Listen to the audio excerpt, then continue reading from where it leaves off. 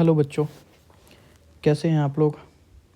इस वाले वीडियो में हम सॉल्व करने जा रहे हैं अपना एक्सरसाइज 7.1 एनसीईआरटी का। ठीक है, ये इंटीग्रेशन का हमारा फर्स्ट एक्सरसाइज है और ये है तो सबसे आसान बाकी सारे ही एक्सरसाइजों से, लेकिन सबसे ज़्यादा इम्पॉर्टेंट यही है 7.1। क्योंकि अगर आपको ये वाला एक्सरसाइज समझ में नहीं आया 7.1, इसके बाद आप पढ़ाई छोड़ दोगे, इंटीग्रेशन तो कम से कम छोड़ ही दोगे। तो ये आपके कंसेप्ट के लिए तो इम्पॉर्टेंट है ही कि आपका कंसेप्ट इंटीग्रेशन का अच्छा बने, उसके अलावा आपका इंटरेस्ट बना रहे इंटीग्रेशन के अंदर, उसके लिए भी सबसे इम्पॉर्टेंट है। अगर एक बार आपने इंटरेस्ट लूज़ कर दिया इंटीग्रेशन के अंदर, तो आपने एक 10 से 12 मार्क्स का चैप्टर भी छोड़ दिया। उसके बाद AOI एप्लीकेशन ऑफ इंटीग्रेशन है, आपको फिर उसमें भी प्रॉब्लम आने वाला है। डिफरेंशियल इक्वेशन आपको फिर उसमें भी प्रॉब्लम आने वाला है। तो एक तरीके से देखा जाए अगर, तो है तो ये सबसे आसान, लेकिन सबसे ज़्यादा इम्पॉर्टेंट मेरे अकॉर्डिंग यही है। कंसेप्ट वाइज नहीं, मे भी बहुत ही आसान हो उस तरीके से तो, लेकिन आपके इंटरेस्ट को डेवलप करने के लिए सबसे इम्पॉर्टेंट यही है। देखेंगे एक एक क्वेश्चन 7.1 का और कोशिश करेंगे कि हमें सब कुछ समझ में आ जाए, और मैं बहुत ही आराम से, बिल्कुल बेसिक तरीके से, बिल्कुल अच्छे से एक्सप्लेन करता हुआ चलूँगा हर एक क्वेश्चन को। देखो यहाँ पर जो फर्स्ट क्वेश्चन है हमारा, वो है find the anti derivative of the following function by the method of inspection. ठीक है, हमें एंटी डेरिवेटिव फाइंड आउट करना है। एंटी डेरिवेटिव का मतलब क्या होता है? इंटीग्रेशन। ठीक है, लेकिन डायरेक्ट हम इंटीग्रेशन नहीं करेंगे, इसका एंटी डेरिवेटिव करेंगे। उसका क्या मतलब है? ऐसा क्या है, ऐसा क्या फंक्शन है जिसका डिफरेंशिएशन ये होता हो, है ना? ऐसे समझो, ऐसा कोई तो फंक्शन रहा होगा, साइन रहा होगा, कॉस रहा होगा, टैन रहा होगा, कुछ तो ऐसा होगा जिसका डिफरेंशिएशन करते होंगे हम लोग, तो हमें ये मिल जाए। ठीक है, हमें वही फंक्शन फाइंड आउट करना है। तो देखो, हमने इतना तो पढ़ा हुआ है कि साइन एक्स का डिफरेंशिएशन जो होता है वो होता है कॉस एक्स। ठीक है, और कॉस एक्स का डिफरेंशिएशन होता है हमारा माइनस साइन एक्स। अगर थोड़ी देर के लिए इस माइनस को अगर हम भूल भी जाएं, इस माइनस को दिमाग से अगर निकाल दें, तो एक बात तो कन्फर्म है कि कॉस एक्स का डिफरेंशिएशन होता है साइन एक्स। यानी कि अगर हमें साइन एक्स पे पहुंचना है तो कॉस एक्स का ही डिफरेंशिएशन करना पड़ेगा। तो एक बात यहाँ कन्फर्म हो गया कि अगर साइन एक्स के पास जाना है हमें, तो हमें क्या करना पड़ेगा? कॉस 2x का डिफरेंशिएशन करना पड़ेगा। ठीक है, उम्मीद करता हूँ आपको ये समझ में आ गया होगा। कॉस 2x का, अभी कॉस 2x क्यों लिया? क्योंकि यहाँ पर जब x लिया था तो हमें भी यहाँ x मिला है, लेकिन हमें यहाँ पर कितना चाहिए? 2x चाहिए, इसलिए भी यहाँ भी हमने कॉस 2x लिया है। ठीक है, और जब इसका डिफरेंशिएशन करेंगे तो हमें कितना मिलेगा? -2 साइन 2x, हमें ये मिलेगा। ठीक है, लेकिन हमें चाहिए क्या? हमें सिर्फ और सिर्फ चाहिए साइन 2x।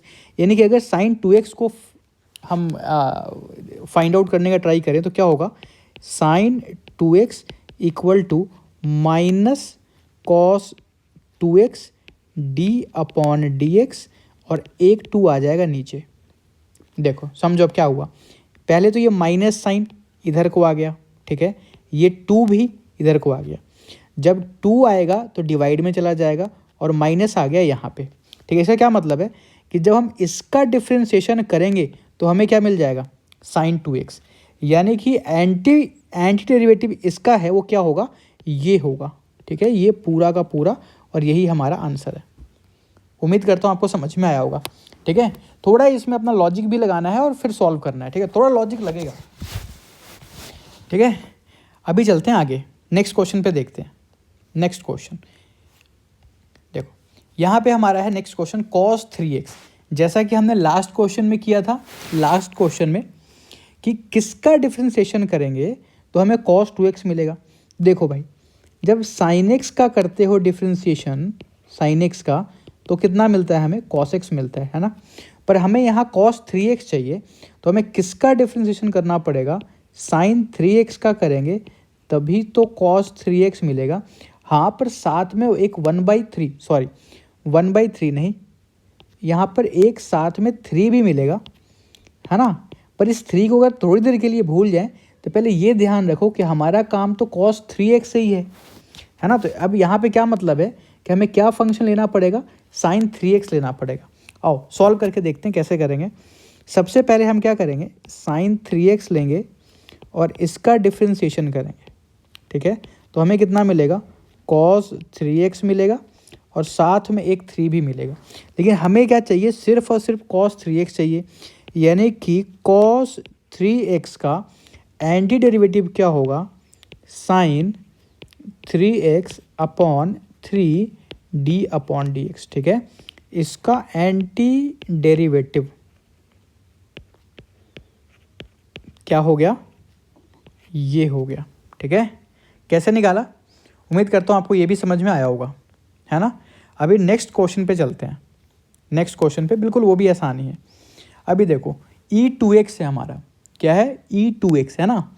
अभी समझो कि ex का डिफरेंशिएशन क्या होता है, ex का होता है ex ही होता है, सही। लेकिन हमें ex नहीं चाहिए, हमें चाहिए e2x, है ना। तो यानी कि e2x हमें लेना ही पड़ेगा, और इसका अगर डिफरेंशिएशन करते हैं तो हमें क्या मिलेगा, e2x इंटू 2। ठीक है, यानी कि e2x करने से हम e2x तक पहुंच पा रहे हैं। तो यहाँ पर लेते हैं e2x का डिफरेंशिएशन। ठीक है, क्या मिलेगा हमें, 2 मिलेगा, e का पावर 2x मिलेगा। लेकिन हमें एंटी डेरिवेटिव तो फाइंड आउट करना है e2x का। तो यहाँ पर क्या होगा, e2x इक्वल टू क्या हो जाएगा, e2x by 2 d upon dx। इसका एंटी डेरिवेटिव क्या हो गया, ये हो गया।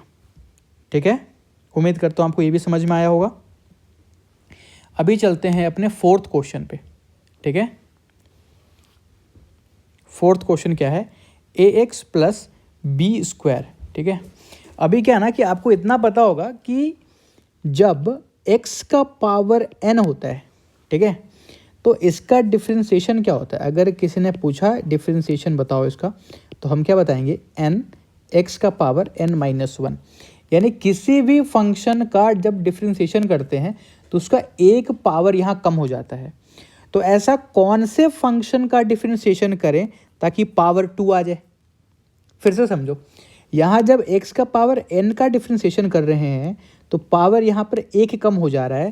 तो यहाँ पर पावर 2 है, तो किसका करे डिफरेंशिएशन कि पावर 2 हो जाए, तो भाई जिसका पावर 3 होगा, है ना। तो क्या लेंगे इस बार फंक्शन, हम यहाँ ले रहे हैं ax प्लस बी का पावर 3, और जब इसका करेंगे डिफरेंशिएशन तो हमें क्या मिलेगा, 3ax प्लस बी का पावर 2, और साथ में एक a भी मिलेगा। ठीक है, लेकिन हमें क्या चाहिए, हमें चाहिए ax प्लस बी स्क्वायर चाहिए। तो इसके इक्वल टू में क्या हो जाएगा, इसके इक्वल टू में होगा ax प्लस बी का cube upon 3a d upon dx। यानी कि इसका एंटी डेरिवेटिव क्या हो गया, ये हो गया। ठीक है, क्या करा, जो भी हमें चाहिए, जैसे ये चाहिए था इसे छोड़ दिया, और बाकी का जो टर्म है उसको इक्वल टू के दूसरे एंड पे लेकर आ जाते हैं, वही हमारा आंसर हो जाता है। उम्मीद करता हूँ आपको ये भी समझ में आ गया होगा। ठीक है, बहुत ही आसान है ये, है ना। अब चलते हैं अपने नेक्स्ट क्वेश्चन पे। नेक्स्ट क्वेश्चन क्या है, फिर से वही एंटी डेरिवेटिव फाइंड आउट करना है। कई बार क्या होता है, कुछ टीचर ना एंटी डेरिवेटिव सॉल्व ना करवा के डायरेक्ट इन क्वेश्चंस में इंटीग्रेशन करवा देते हैं। ठीक है, जब डायरेक्ट इंटीग्रेशन करोगे फिर भी आंसर वही आएगा, है ना। लेकिन हमें क्योंकि एनसीईआरटी में क्या बोला है, इंटीग्रेशन करने को नहीं बोला है अभी उसने बोला है कि एंटी डेरिवेटिव निकालो, एंटी डेरिवेटिव। अब दोनों होता तो एक तरीके से एक ही है, लेकिन सॉल्व करने का तरीका थोड़ा अलग होता है। अगर इंटीग्रेशन करोगे तो अलग तरीके से सॉल्व होगा, एंटी डेरिवेटिव निकालोगे तो सॉल्व अलग तरीके से होगा, आंसर सेम ही आएगा, है ना। तो कुछ टीचर क्या करते हैं कि इंटीग्रेशन ही सॉल्व करवा देते हैं, क्यों भाई, क्योंकि देखो आंसर तो आखिर आ ही रहा है। चलो अभी अपने फिफ्थ क्वेश्चन पे आते हैं। अभी समझो, ये ना sin 2x माइनस 4e3x दिया हुआ है, sin 2x। तो क्या ऐसा कर सकते हैं कि इस वाले को अलग फंक्शन मान लें, इसको अलग तरीके सॉल्व कर लें, इसे अलग सॉल्व कर लें, बाद में माइनस का साइन यूज़ कर लें। ठीक है, तो अभी अभी हमने क्या देखा ना, इसको दो हिस्सों में पहले डिवाइड कर लेते हैं। एक साइड लिख लेते हैं sin 2x, माइनस साइन को यहाँ रहने देते हैं बीच में, यहाँ लिख लेते हैं 4e का पावर 3x। अभी आपको 4 क्वेश्चन करके इतना तो आइडिया लग गया होगा कि अगर हमें साइन 2x सॉल्व करना है तो हमें लेना पड़ेगा कॉस 3x, और जब इसका करेंगे डिफ्रेंसिएशन तो हमें कितना मिलेगा माइनस, एक मिस्टेक हो गया है मेरे से, यहाँ पर 3x नहीं है, ये अपना 2x है, सही। तो cos 2x लेंगे तो हमें डिफ्रेंशिएशन करके कितना मिलेगा, साइन 2x इंटू 2, यानी कि जब साइन 2x को निकालेंगे हम, क्या मिलने जा रहा है, minus cos 2x upon 2 d upon D x. इस वाले पार्ट को कर लिया सॉल्व। अब दूसरे पार्ट को देखते हैं। हमें चाहिए e का पावर 3x, है ना, और मल्टीप्लाई में यहाँ 4 पड़ा हुआ है, ठीक है, कोई बात नहीं, यहाँ कुछ नहीं करते हैं, e का पावर 3x ले लेते हैं, ठीक है, e का पावर 3x, और इस 4 को भी ले लेते हैं, सेम टू सेम यही ले लिया। अब इसका जब डिफ्रेंसिएशन करेंगे तो हमें क्या मिलने वाला है, हमें मिलेगा 4e का पावर 3x इंटू 3, है ना। लेकिन हमें चाहिए क्या, हमें चाहिए सिर्फ और सिर्फ 4e का पावर 3x, यानी कि हमारा आंसर क्या हो जाएगा, 4/3 e to the power 3x d upon D X, ठीक है। फिर से वही, जो भी हमें चाहिए, हमें बस इतना ही चाहिए था, ठीक है। तो इस 3 को इक्वल टू के हम इधर लेकर आ गए, और इस तरीके से हमने फर्स्ट 5 क्वेश्चन सॉल्व कर लिया है, जिसमें हमें फाइंड आउट करना था एंटी डेरिवेटिव।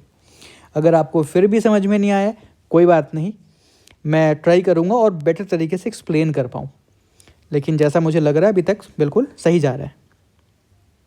चलो, अब आ गया हमारे इजी वाले क्वेश्चन, जिसमें हमें इंटीग्रेशन करने को बोला हुआ है। अब इंटीग्रेशन करने बोला हुआ है तो हर क्वेश्चन में जो जो आइडेंटिटी का यूज़ करना होगा वो मैं साथ साथ यहाँ पर लिखता हुआ चलूँगा। जिस भी आइडेंटिटी को यूज़ करना है साथ के साथ वहीं का वहीं, ठीक है। चलो पहले करते हैं इंटीग्रेशन।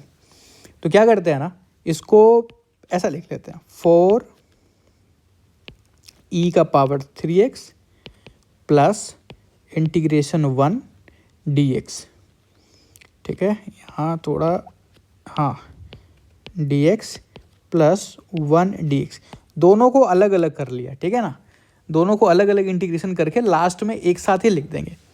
चलो पहले पार्ट को करो इंटीग्रेशन। तो जो e का पावर x का जो इंटीग्रेशन होता है हमारा, वो होता है e का पावर x, सही, e का पावर x।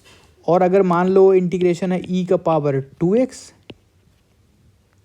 तो ये हो जाता है e का power 2x upon 2 plus c यहाँ भी आएगा। मतलब कि जो भी इसके पावर में होगा उससे हम डिवाइड करते हैं, ठीक है। अब सॉल्व करो, तो ये हो गया 4, कॉन्स्टेंट टर्म बाहर आ गया, e का power 3x dx plus 1 dx, यहाँ से कितना आ जाएगा 4 e का पावर 3x अपॉन 3 प्लस इस 1 का हो गया x प्लस c। किसी भी n का, किसी भी नंबर का, किसी भी कांस्टेंट का करते हैं तो क्या होता है हमारा, nx प्लस c आता है। ये सारी जो आइडेंटिटी यूज़ हो रहा है उसको साथ के साथ हम लोग लिखते हुए चल रहे हैं। तो हमारा आंसर क्या हो गया, 4/3 e का power 3x plus x plus c, ये हो गया हमारा आंसर। चलो अभी नेक्स्ट क्वेश्चन पे चलते हैं। ये आ गया हमारा नेक्स्ट क्वेश्चन। कैसे करेंगे सॉल्व, पहले इस एक्स स्क्वायर को इस ब्रैकेट के अंदर लेके जाते हैं, ठीक है, इस ब्रैकेट के अंदर। तो क्या हो जाएगा, x square minus x square upon x square, ठीक है, और ये हो गया डी एक्स। नेक्स्ट स्टेप क्या लिख लेंगे, x square minus 1 D x. अगर इसको अलग अलग लिख के सॉल्व करें तो क्या हो जाएगा, x square D X minus 1 D x.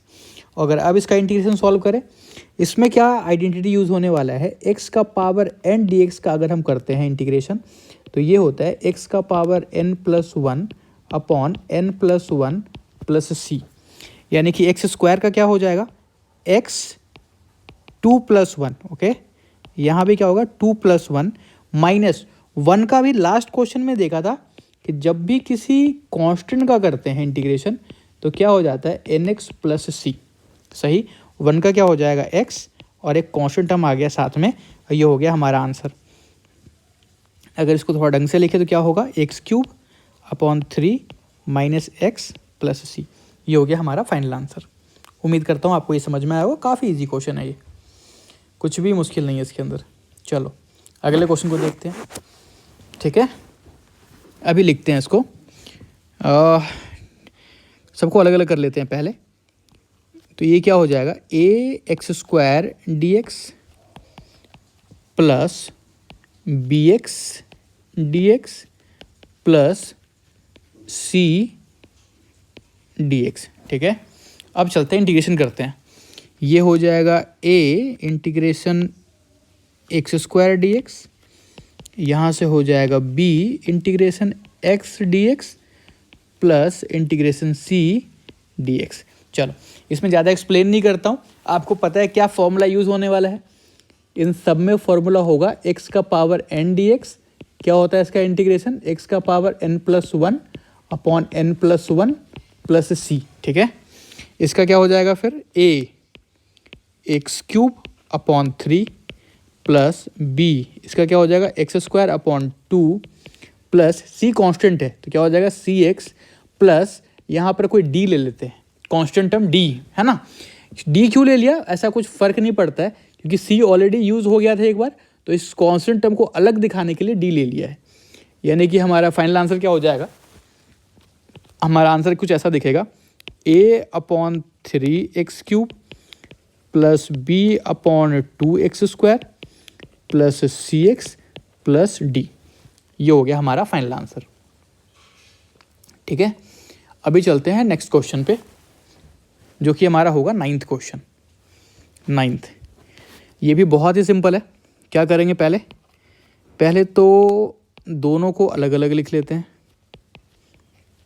e का पावर x dx। ठीक है, पहला वाला पार्ट तो अभी करते हुए आ रहे हैं, इतनी बार कर लिया है ना। और सेकेंड वाला पार्ट भी हमने देखा हुआ है, क्या देखा हुआ है, तो e का पावर x का इंटीग्रेशन क्या होता है भाई, इसका इंटीग्रेशन वही होता है खुद ex का इंटीग्रेशन ex। यानी कि अगर सॉल्व करें अब 2x³/3 ex का ex और एक आ जाएगा कांस्टेंट टर्म, यानी हमारा आंसर क्या हो गया 2/3 x³ e का पावर x प्लस c। उम्मीद करता हूँ अभी तक बिल्कुल सही जा रहा होगा, आपको सब कुछ समझ में आ रहा होगा। ठीक है, अब चलते हैं अपने नेक्स्ट क्वेश्चन पे। नेक्स्ट क्वेश्चन पे अगर मेरी स्पीड कम लग रही हो, स्लो लग रहा हो, तो आप यूट्यूब की स्पीड बढ़ा सकते हैं, या तो ऑलरेडी आपने बढ़ा ही लिया होगा। ठीक है, चलो अब इस क्वेश्चन को देखते हैं। तो पहले क्या करते हैं ना, इसका स्क्वायर को खोल लेते हैं। ठीक है, स्क्वायर खोल लेते हैं। चलो कुछ बच्चों को भाई नहीं पता होगा फार्मूला, वो लिखे लिए है सिर्फ, a माइनस बी का होल स्क्वायर क्या होता है, a² plus b² minus 2ab। ठीक है, कोई ना कोई एक बच्चा तो रहता है इसको फॉर्मूला कुछ भी याद नहीं रहता है, लेकिन चलो कोई बात नहीं, लिख दिया अभी। चलो आओ ओपन करते हैं इसको। ये क्या हो जाएगा, x√x का स्क्वायर है ना, √x का स्क्वायर प्लस 1/√x का square minus 2√x 1/√x bracket close. ये कितना आ जाएगा, x प्लस 1/x माइनस 2। देखो यहाँ पर ना dx लिखना तो रह ही गया। ठीक है, यहाँ पे क्या लिख दिया, dx। चलो इतना उम्मीद करता हूँ, इतना तो कुछ भी नहीं है बताने लायक, बहुत इजी है ये। सबको अलग अलग लिख लेते हैं अगर एक बार, x dx plus 1/x dx minus 2 dx। अभी क्या ना, ये अलग अलग लिखना इंपॉर्टेंट नहीं है, पर क्योंकि हम लोग 7.1 सॉल्व कर रहे हैं तो इसलिए बिल्कुल बच्चों की तरह है ना, बिल्कुल जैसे छोटे बच्चों को सिखाते हैं बिल्कुल वैसे ही करवाया जा रहा है। जब तक 7.3, 7.4, 7.5 तक पहुँचोगे ना, तब तक ऐसे क्वेश्चनों को तो ओरली कर दोगे, ये 4-5 स्टेप लिखोगे भी नहीं तुम। लेकिन क्योंकि ये, चलो अब क्या ही बोल सकते हैं, करो बस। तो x का क्या हो जाता है, x का हो जाएगा x² बाई 2 प्लस, अभी देखो इंटीग्रेशन जो होता है 1/x dx का वो होता है log x प्लस सी, ठीक है। x को रखना मॉडुलस में, ठीक है, हमेशा रखना, हमेशा, वरना टीचर लोग मार्क्स काट लेंगे स्कूल में। तो ये क्या हो गया log, अब नेक्स्ट पार्ट का क्या हो जाएगा log x और -2 का क्या हो जाएगा -2x, एक का आ गया कांस्टेंट टर्म प्लस सी, ये हो गया हमारा फाइनल आंसर, है ना। बहुत ही आसान क्वेश्चन था ये। चलो नेक्स्ट क्वेश्चन पे चलते हैं भाई। 11th क्वेश्चन क्या है ये, x³ + 5x² - 4 upon x², upon में x² है, करना कुछ नहीं है, x² से सब में कर दो डिवाइड, यानी कि ये हो गया x³ upon x² plus 5x² upon x² minus 4 upon x² और यहाँ लिख दो dx, ठीक है, dx। अभी क्या आएगा हमारा, यहाँ से आएगा x, यहाँ से आएगा 5, यहाँ से आएगा 4 अपॉन x² और ये हो गया dx। अब वापस सबको अलग अलग लिख लेते हैं अगर, तो यहाँ से आ गया x dx, यहाँ से आ गया 5 dx और यहाँ से आ गया 4 अपॉन x² dx, ठीक है। अब इसको सॉल्व करने से पहले ना मैं कुछ यहाँ पर बताना चाहता हूँ। अगर देखो, अगर 1/x होता है ना तो इसका मतलब होता है x का पावर -1, ठीक है। तो हमारे इस वाले क्वेश्चन में क्या है, x का पावर 2 है नीचे, यानी इसे हम क्या लिख सकते हैं, x का पावर -2 लिख सकते हैं, ठीक है। अब क्या इंटीग्रेशन करते हैं ना x का पावर n dx को, तो ये क्या होता है x का पावर n+1 अपॉन n+1। लेकिन क्योंकि हमारा क्या है x का पावर -2 dx है, तो क्या लिखेंगे x का पावर -2+1 और नीचे भी क्या -2+1, यानी ये क्या आएगा x का पावर -1, ऊपर भी नीचे भी, यानी कि -1 अपॉन x। ये ध्यान रखना, ठीक है। जब भी आ जाए पावर नीचे आ जाए, नीचे, है ना, तो इसे ऊपर लेकर जाना, माइनस लगा देना, फिर इस वाले आइडेंटिटी का यूज़ करना, गलती होने का चांस कम हो जाता है। चलो अब अपने क्वेश्चन पे आते हैं। तो x का करोगे तो क्या आएगा x² अपॉन 2 आएगा, 5 का करोगे क्या आएगा 5x आएगा, इसका करोगे तो -4 और अभी अभी हमने यहाँ करके देख ही लिया है, तो ये क्या माइनस का क्या ना कि एक माइनस यहाँ आ जाएगा प्लस सी, ठीक है। अभी करके यहाँ दिखा दिया है माइनस कहाँ से आया है, ठीक है। चलो तो ये क्या हो जाएगा x² 2 + 5x + 4 upon x plus सी। अभी क्या ना, मुझे ऐसा क्यों लग रहा है कि कुछ बच्चों को नहीं आया समझ में कि इसका इंटीग्रेशन ऐसा कैसे हो गया, पता नहीं क्यों ऐसा लग रहा है मुझे, क्या करूं। चलो एक बार समझा ही देता हूं फिर भी, है ना, एक बार समझा देता हूं। उसके लिए मुझे पहले इसे थोड़ा मिटाना पड़ेगा, इसे मिटाना पड़ेगा, ठीक है। चलो साइड में देखते हैं कैसे हुआ ये। देखो हमारा क्या था ना, -4 अपॉन x² है, ठीक है, इसका इंटीग्रेशन करना है। तो इसे क्या लिख सकते हैं, इसे लिख सकते हैं -4 x का पावर -2 dx। 4 को भी बाहर लेकर आ जाओ एक बारी को, तो ये क्या हो गया -2 dx। अब पता है आइडेंटिटी कौन सा लगाना है, तो क्या करोगे x का पावर -2 + 1 -2 + 1, ये हो गया -4। अब जब इंटीग्रेशन कर ही दिया है तो ये इंटीग्रेशन का साइन यहाँ क्या कर रहा है, हटाओ इसको, और अब कितना हो गया x का पावर -1 और यहाँ -1। आगे सॉल्व करो, ये माइनस हट गया, 4 x का पावर -1 यानी 4 अपॉन x। तो बच्चों इस तरीके से आया। वैसे तो समझ में आ ही गया होगा सबको, लेकिन पता नहीं क्यों मेरा मन नहीं मान रहा था। मुझे लगता है ऐसा किसी बच्चे को तो शायद नहीं चमका होगा, नहीं समझ में आया होगा कि आखिर ये आया कैसे। चलो अब उम्मीद करता हूँ कि आ गया होगा समझ। अभी चलते हैं अपने 12th क्वेश्चन पे। बच्चों 12th क्वेश्चन में ना एकदम सेम टू सेम वही है जो लास्ट क्वेश्चन में था। क्या था लास्ट क्वेश्चन में, अभी देखते हैं। नीचे √x है, √x यानी कि सबके अंदर डिवाइड करना पड़ेगा √x से, है ना। तो एक बात समझो यहाँ पे कि अगर फ्रैक्शन में नीचे √x है तो इसका क्या मतलब है, इसका मतलब है कि x का पावर 1/x का पावर हाफ है। ठीक है, इतना समझ में आ गया आपको। और अगर इतना समझ में आ गया है तो ये भी समझ में आ गया होगा कि अगर ऊपर लिखना चाहें तो x का पावर -हाफ लिखना पड़ेगा। ठीक है, ये भी समझ में आ गया।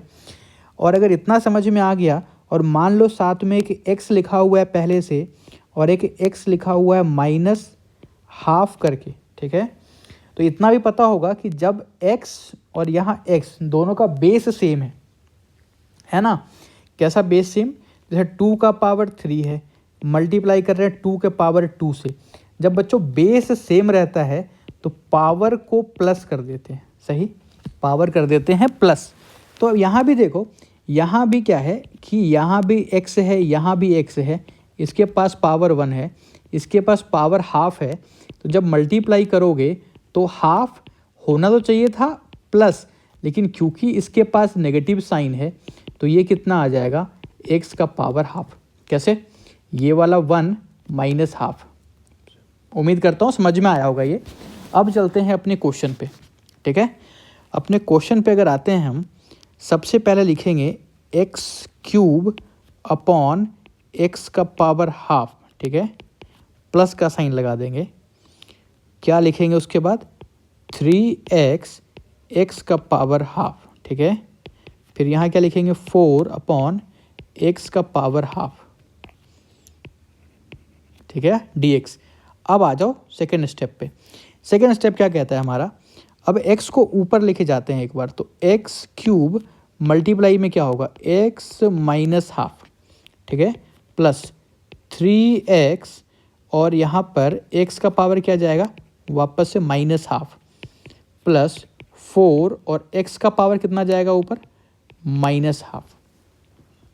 ठीक है, उम्मीद करता हूँ कि इस वाले स्टेप में भी किसी को दिक्कत नहीं आई होगी। अब सॉल्व करते हैं एक स्टेप और। तो देखो, मैं डायरेक्ट ही यहाँ लिख देता हूँ और ये मान के चल रहा हूँ कि तुम्हें समझ में आ गया होगा। अभी जो यहाँ समझाया है पूरा का पूरा, इसका यूज़ करने जा रहा हूँ मैं, तो ये आ जाएगा x का पावर 5/2। किसको आया समझ में, देखो यहाँ पर 3 है ना बच्चे, देखो ये बहुत ही अच्छा है। यहाँ पर कितना है, पावर 3, और यहाँ पे पावर कितना है, -हाफ। ये वाला 3 और ये वाला -हाफ है ना, बेस सेम है। यहाँ पावर 3 है और यहाँ -हाफ है, तो क्या लिखोगे, 3 प्लस -हाफ, यही तो लिखोगे। यानी 3 में से -हाफ को घटाना पड़ेगा। तो बच्चे बताओ, 3 में से इस हाफ को माइनस करोगे तो 5/2 ही तो आएगा, है ना। कितना आएगा, 5/2। ठीक है, करके देखना अगर अभी भी समझ नहीं आया तो। ऐसे ही यहाँ क्या लिखेंगे, यहाँ लिखेंगे बच्चे 3x का पावर हाफ। कैसे हाफ हो गया, अभी फिर से देखो, इसके पास पावर 1 है, इसके पास पावर -हाफ है, एक में से आधा घटा दो, है ना, तो आधा ही तो बचेगा। तो ऐसे ही यहाँ क्या बचेगा, 4x का पावर -हाफ। चलो, हमने आधा काम तो कर ही लिया है।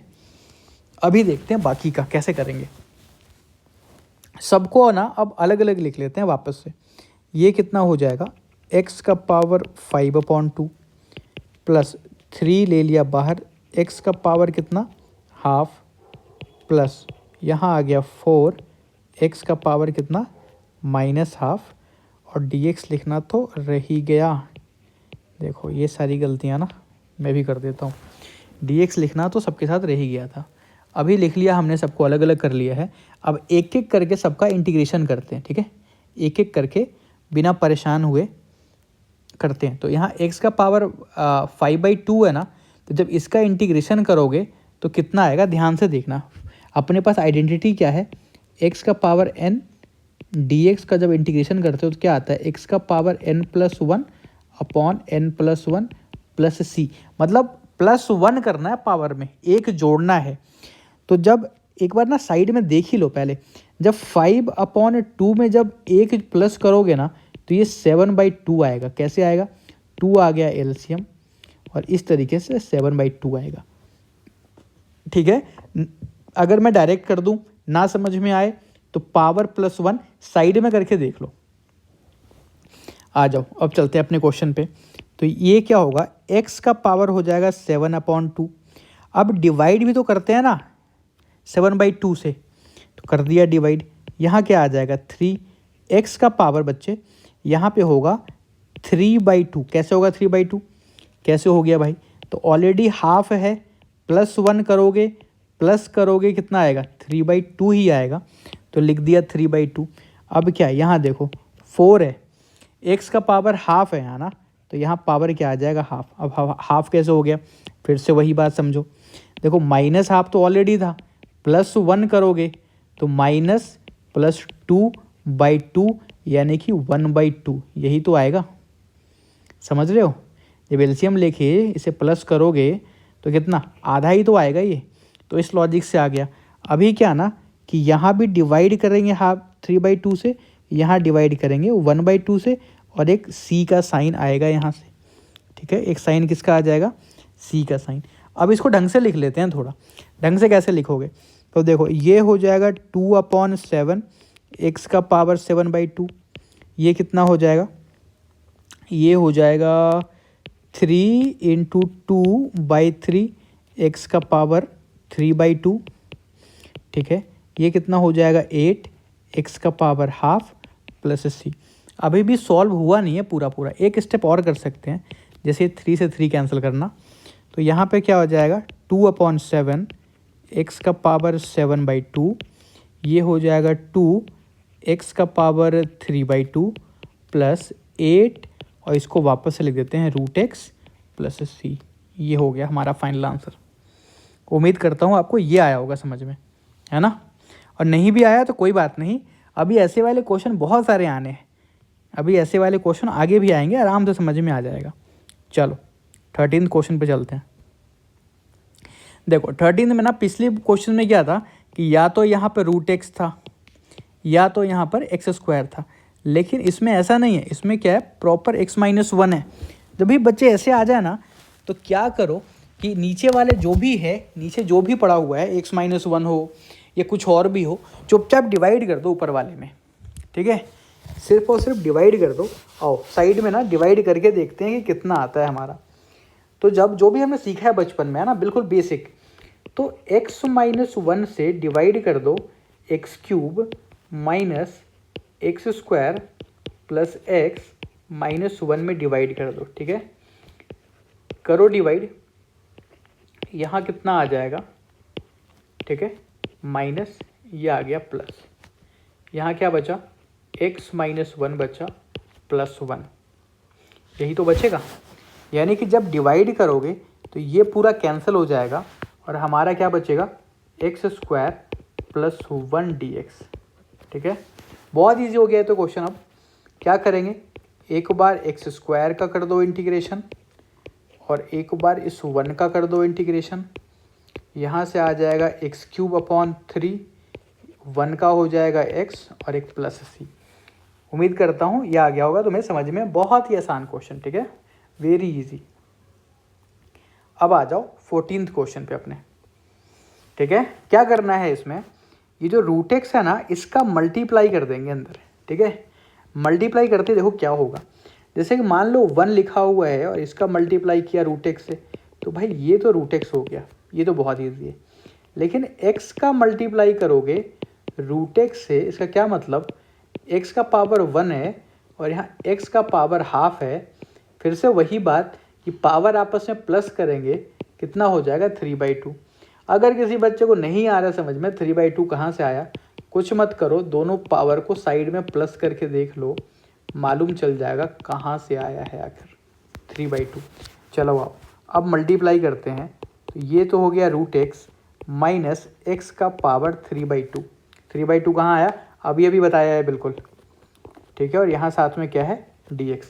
अब करते हैं इंटीग्रेशन, पहले अलग अलग लिख लेते हैं। तो ये x का पावर हाफ dx है माइनस x का पावर 3/2 dx है। अब सॉल्व करते हैं, तो ये हो जाएगा हमारा, हाफ है उसमें +1 करो, यानी कि हाफ प्लस 1, नीचे भी हाफ +1, ठीक है। माइनस साइन लगाओ, यहाँ क्या लिखोगे 3/2 + 1 ऊपर भी और 3/2 + 1 नीचे भी, एक आ गया सी। थोड़ा ढंग से लिखने का ट्राई करते हैं। ये हो जाएगा इतना और यहाँ भी हो जाएगा 3/2, ठीक है।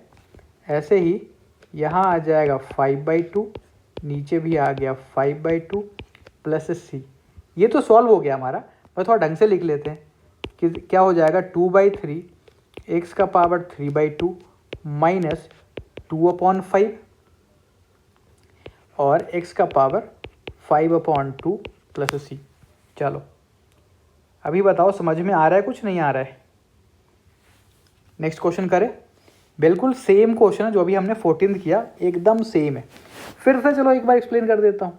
तो भाई यहाँ पर रूट एक्स का मल्टीप्लाई हो रहा है एक फंक्शन से, है ना, अंदर पड़ा हुआ है एक फंक्शन, यानी कि एक्स का पावर हाफ है, मल्टीप्लाई होगा पहले एक्स स्क्वायर से। क्या करोगे, पावर को प्लस कर दो, क्या आ गया 5/2। कैसे आ गया भाई, 2 में जब आधा जोड़ोगे तो ये कितना आएगा, ध्यान से देखो तो कितना आएगा, ये 5/2 ही तो आएगा, है ना। तो इसी लॉजिक को अप्लाई करेंगे अब सब जगह। तो ये कितना हो गया 3x² और इसमें ये प्लस करना है, ठीक है।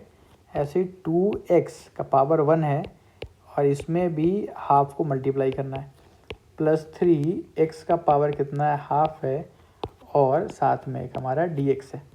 चलो अब कर लेते हैं इंटीग्रेशन। आखिर 3 को बाहर ले लिया, यहाँ क्या बचेगा 5/2 बचेगा। 2 को बाहर ले लिया अगर, फिर से वही गलती हो रही है, dx लिखना क्यों भूल जा रहा हूँ मैं। यहाँ आ गया x का पावर 3/2 dx, ठीक है। यहाँ क्या 3 आ गया और यहाँ तो x का पावर हाफ ही रह जाएगा। अब चलो आ जाओ इंटीग्रेशन करते हैं। तो ये आ गया 3, यहाँ आएगा x का पावर 5/2 + 1, नीचे भी क्या आएगा 5/2 + 1, सही, प्लस यहाँ लगा दिया 2, 3/2 + 1, नीचे भी क्या आएगा 3/2 + 1, ठीक है। यहाँ 3 लिख दिया और यहाँ x का पावर हाफ प्लस 1, यहाँ भी हाफ प्लस 1 और यहाँ लास्ट में एक c कॉन्स्टेंट टर्म। चलो अभी भी सॉल्व करते हैं आगे। x का पावर ये आ जाएगा 7/2, नीचे भी आ जाएगा 7/2, प्लस x का पावर आ जाएगा 5/2, नीचे भी आएगा 5/2, यहाँ 3 है, ये आ जाएगा 3/2, नीचे भी आएगा 3/2 प्लस का c, सही। थोड़ा ढंग से लिख लेते हैं अगर, तो ये क्या हो जाएगा 2/7 x का पावर 7/2। चलो इसको लिख लेते हैं x का पावर 5/2, ठीक है। चलो उम्मीद करता हूँ अभी तक समझ में आ रहा होगा, है ना।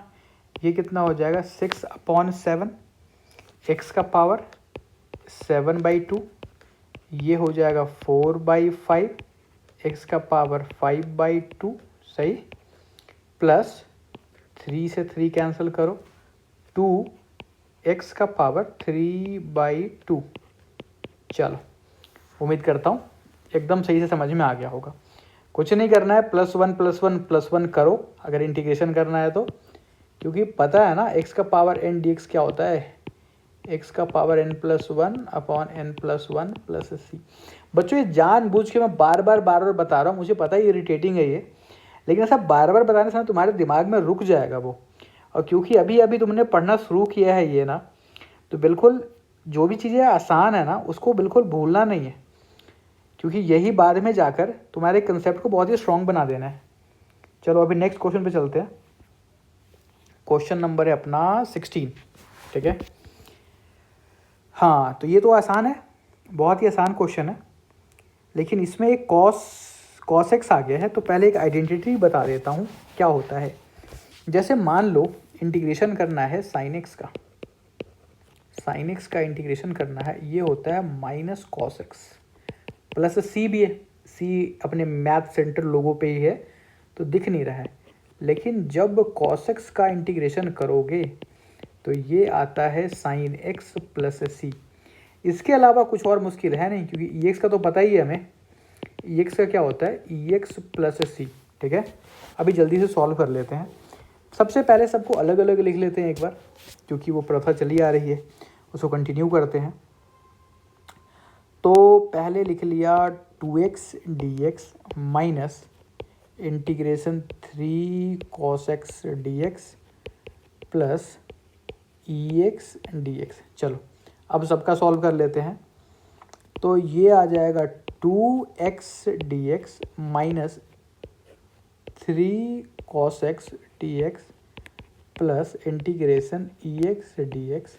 अब सॉल्व करते हैं, ये हो जाएगा 2x² बाई 2, ठीक है, minus 3 sin x plus e x और एक आ गया c। 2 से 2 कैंसिल करो, यह आ जाएगा x² minus 3 sin x plus e x plus C. ये हो जाएगा हमारा फाइनल आंसर। चलो अभी उम्मीद करता हूँ समझ में आ गया होगा। बहुत ही आसान क्वेश्चन है, कुछ भी मुश्किल नहीं है इसमें। अभी यहाँ पर क्या है, 17th क्वेश्चन है, ये भी आसान है। लास्ट क्वेश्चन में ही हमने देख लिया था कि जब इंटीग्रेशन करते हैं ना साइन एक्स का, तो ये क्या आता है, ये आता है माइनस कॉस एक्स। बच्चों ध्यान रखना, माइनस कॉस एक्स आता है। ठीक है, देखो यहाँ भी बताया था मैंने क्या, माइनस कॉस एक्स आता है ना, साइन एक्स का इंटीग्रेशन माइनस कॉस एक्स, भूलना नहीं। ये पता है गलती क्या होगी तुमसे, क्योंकि हमें पता था कि साइन एक्स का जो डिफ्रेंसिएशन होता है, ठीक है, साइन एक्स का क्या होता है डिफ्रेंसिएशन, ये तो होता है कॉस एक्स, लेकिन साइन एक्स का इंटीग्रेशन क्या होता है, माइनस कॉस एक्स होता है। अभी क्योंकि तुम शायद नया नया डिफ्रेंसिएशन पढ़ के आए होगे, तो क्या ना कुछ फॉर्मूले डिफ्रेंसिएशन वाले याद रहते हैं, जल्दीबाजी में ना साइन एक्स को तुम कॉस एक्स लिख लोगे इंटीग्रेशन करके भी, इसलिए बार बार बता रहा हूँ, माइनस कॉस एक्स होता है उसका इंटीग्रेशन। अब आ जाओ अपने क्वेश्चन पे। ठीक है, फिर से लिख लेते हैं, 2x² dx minus 3 sin x dx plus 5 √x dx। थोड़ा ढंग से लिखते हैं, अगर 2 बाहर, x² dx, 3 को बाहर ले लिया, sin x dx प्लस 5 बाहर ले लो और इसको लिखो 1/2 dx। सही। अब करते हैं सॉल्व, यानी ये हो जाएगा x³/3 माइनस 3, ये हो जाएगा बच्चों माइनस कॉस एक्स, ये होगा 5 का 5, और 1/2 में 1 को प्लस करो, और ये हो गया हमारा आंसर।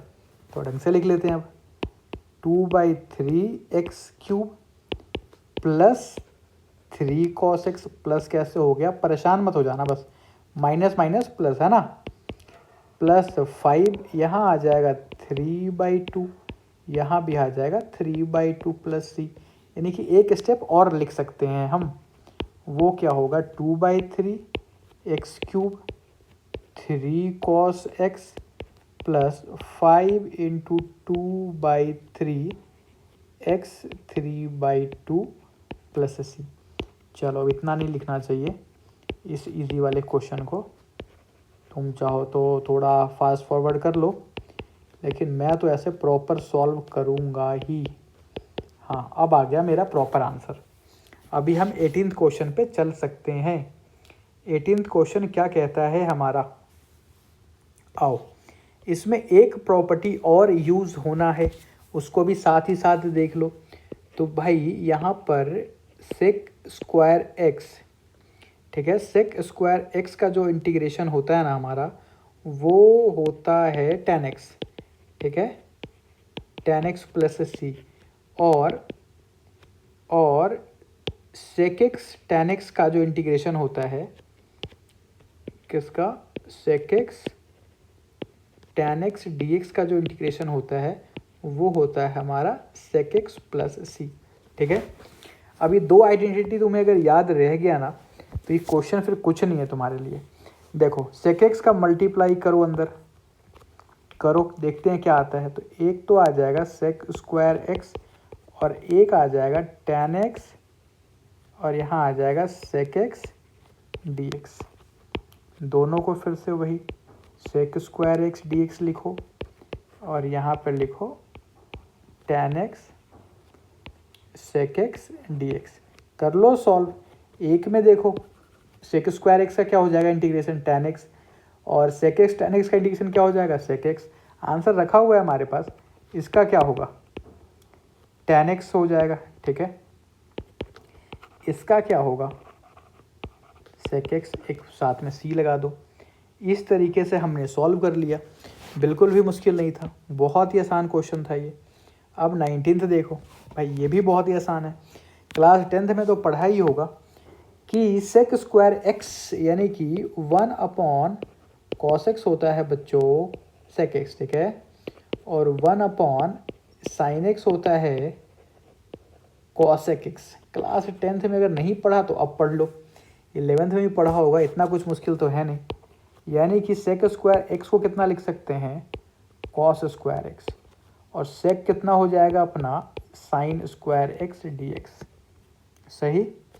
यानी ये क्या हो जाएगा integration tan square X D x, पता है ना, sine x upon cos x tan x होता है।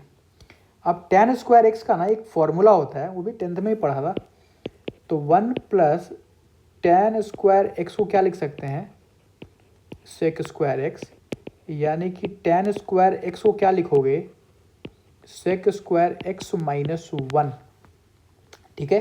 प्रॉब्लम क्या है ना, इसका डायरेक्ट इंटीग्रेशन हमें नहीं पता है, इसका डायरेक्ट इंटीग्रेशन हमें नहीं पता है, इसलिए हमें चेंज करना पड़ा सेक स्क्वायर एक्स में।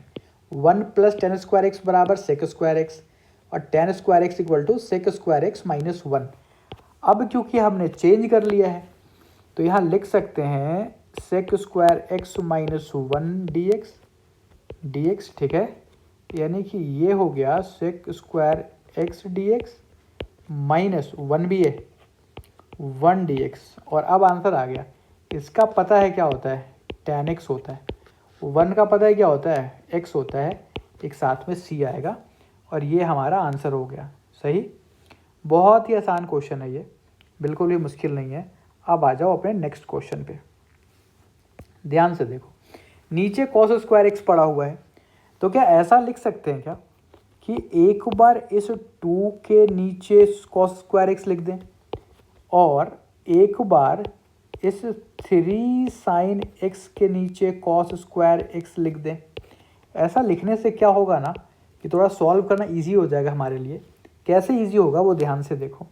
इस कॉस को लिख लिया दोनों के नीचे, है ना, ये हो जाएगा 2 सेक स्क्वायर एक्स माइनस 3। अब ध्यान से देखना, इस साइन के नीचे एक कॉस पड़ा हुआ है और एक 1 कॉस ऐसा पड़ा हुआ है। ये जानबूझ के लिख रहा हूँ मैं उन बच्चों के लिए जो थोड़ा लेट समझते हैं, है ना। डायरेक्ट भी लिख सकते थे लेकिन नहीं, चलो एक स्टेप और सही।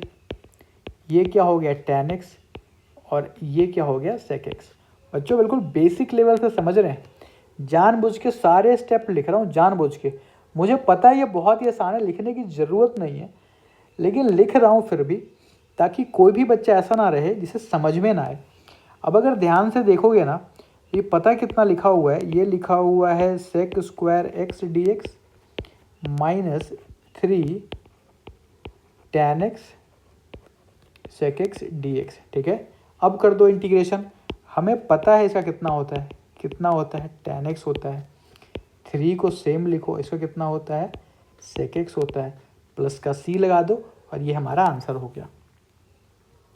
चलो अभी सॉल्व करके देखते हैं नेक्स्ट क्वेश्चन को, ध्यान से देखना। देखो अब निकालने को तो क्या बोला है ना, एंटी डेरिवेटिव बोला हुआ है। क्या बोला हुआ है एंटी डेरिवेटिव।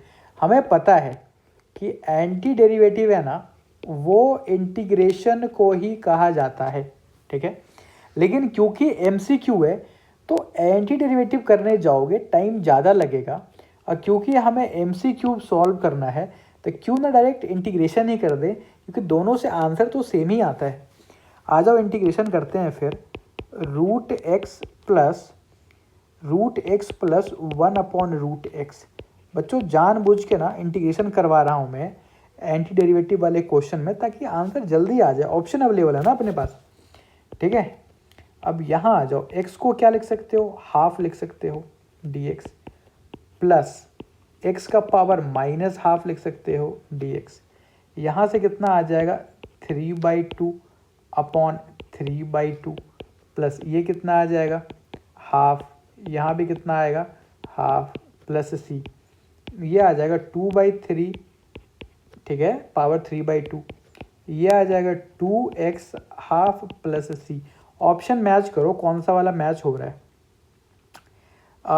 ध्यान से देखो, ये सी वाला मैच हो रहा है अपना, ठीक है। तो ये हो गया आंसर। अब आते हैं नेक्स्ट क्वेश्चन पे, शायद यही लास्ट क्वेश्चन भी है अपना, है ना। देखो क्या बोला हुआ है कि भाई एक एंटी डेरिवेटिव है, ठीक है, क्या है, एंटी डेरिवेटिव निकालो, और उसके बाद जो फंक्शन है ना, इस fx की जगह पे ये 2 रखोगे तो कितना मिलेगा, 0 मिलेगा, ठीक है। पहले इसका एंटी डेरिवेटिव निकालो, मतलब इंटीग्रेशन करो, इंटीग्रेशन, उसके बाद जब 2 पुट करोगे फंक्शन में तो 0 मिलेगा। तो बताओ कि fx क्या होगा, हमारा प्रॉपर fx क्या होगा, है ना। आ जाओ, अब पहले एंटी डेरिवेटिव निकालते हैं किसका, 4x³ माइनस 3x का पावर 4 का, सही, इसका करना है हमें। तो आ जाओ कितना आएगा, और साथ में हमें गिवन है क्या, f2 = 0। चलो अब सॉल्व करते हैं। कितना आ गया अपना, हाँ कैसे करेंगे, यहाँ पर dx लिख लेते हैं, ठीक है। पहले यहाँ अपना लिख लिया dx, सॉल्व करो। उम्मीद है कि अभी तक सबको सॉल्व करना तो इतना आ ही गया होगा। तो यहाँ लिख सकते हैं 4x³ माइनस 3 × 1/x⁴ ठीक है। यहाँ से आ जाएगा 4x⁴ माइनस 3 और ये वाला हो जाएगा x⁻⁻4 + 1, नीचे 4 + 1 और एक c आ जाएगा। इस 4 से इस 4 को कैंसिल आउट करो, ठीक है। और तो यहाँ से आ गया x4 माइनस 3, x⁻⁻3 और यहाँ भी आ गया -3 प्लस c। 3 से 3 काट सकते हैं, ये माइनस आपस में प्लस बन जाएंगे, यानी कि x4 plus x⁻⁻3 plus c। थोड़ा और आगे अगर सॉल्व करते हैं, ठीक है, थोड़ा और सॉल्व करते हैं अगर, तो देखो ध्यान से देखना, इसे लिख सकते हैं x4 minus 1/x³ plus c। लेकिन क्या है ना, ये c हमें फाइंड आउट करना है, ये c इम्पॉर्टेंट है। तो c को फाइंड आउट करने के लिए उसने हमें गिवन है कि जो हमारा f2 है वो कितना है, 0 है। f2 क्या है, 0, यानी कि जब 2 पुट करोगे, कहाँ पे 2 पुट कर दें भाई, देखो जब f2 पुट करोगे इस वाले फंक्शन में, यानी कि fx गिवन है हमें 4x³ माइनस 3/x⁴, ठीक है। और हमें गिवन है कि जो f2 है वो कितना है, 0 के बराबर, यानी कि x की जगह पे हमें 0 पुट करना है। कितना पुट करना है हमें, 0 पुट करना है। और पुट करके देखते हैं, हमें 0 पुट करना है, 0 सॉरी हमारा fx आ चुका है, हमारा fx ये आ चुका है। ये तो एंटी डेरिवेटिव गिवन था हमें, ठीक है, ये तो एंटी डेरिवेटिव गिवन है, यानी कि हमारा जो fx आ गया है वो क्या है, x⁻⁴ plus x3 plus c, ठीक है। और हमें पता है कि f2 जो है वो कितना हो जाएगा, x2⁴ प्लस 2⁻³ प्लस c, और ये किसके बराबर है, 0 के बराबर है। यानी ये आ गया 2 का पावर 8 कितना होता है, 16 होता है, प्लस 1/8 प्लस c = 0। यहाँ से c फाइंड आउट करने का ट्राई करते हैं। सी क्या हो जाएगा -16 + 1/8। अगर इसे प्लस करें हम तो ये आ जाएगा एलसीएम 8 ले लो और ये आ जाएगा 128 + 1। सी कितना होगा -129/8। ठीक है, तो हमारा जो फंक्शन होगा वो देखो, हमने एक बार सी निकाल लिया, तो हमारा फंक्शन अभी तक क्या आ गया था, हमारा फंक्शन ये तो आया था, है ना, हमारा फंक्शन आ गया था। यानी कि हमारा फंक्शन क्या हो जाएगा, x⁴ + 1/x³ -129/8। ये हो गया हमारा फाइनल। देखते हैं कौन से ऑप्शन से मैच करता है। x4 प्लस ए वाला ऑप्शन मैच कर रहा है, क्योंकि इसमें -29/8 है, हमारा भी इतना ही आया था।